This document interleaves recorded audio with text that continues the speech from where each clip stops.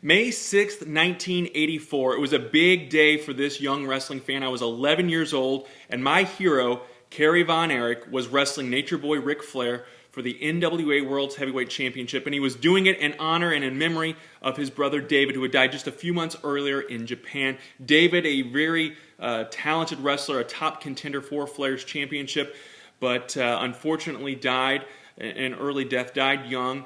And Kerry Von Erich was wrestling in his honor. Wore the jacket to the ring with David's name on it, wore David's trunks to the ring, had that yellow rose of Texas.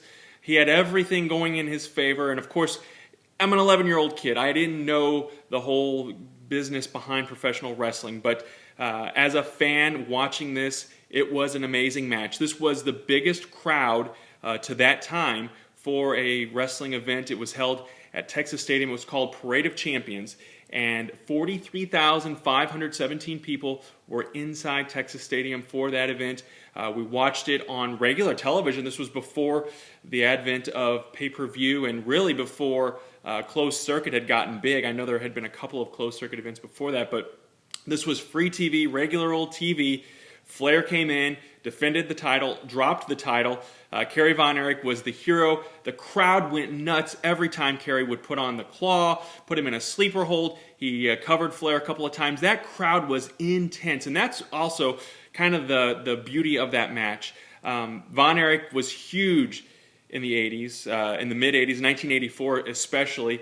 I was a huge fan of his all through his career. I know he had the demons in his life, and I don't want to focus on that and reflect on that. I acknowledge it, but obviously the good times, the memories of 1984, winning Pro Wrestling Illustrated's Most Popular Wrestler of the Year, winning Match of the Year with the match against Ric Flair, and also the second runner-up as Wrestler of the Year. And Pro Wrestling Illustrated back then, it was a big deal. Those awards meant a lot, at least in my eyes, and I would vote as well. But to see Kerry Von Erich excel, and never at that point, running parallel with Hulk Hogan, and in my opinion, Von Erich was the bigger star. I know obviously Hogan, years later, it's obvious that Hogan was, but Kerry Von Erich was slamming guys like the One Man Gang and King Kong Bundy and Kamala before they had gone off to New York, and Hogan was doing it. Kerry Von Erich, 18 days as the NWA World Heavyweight Champion, left a big impression, though, on a lot of people, myself included.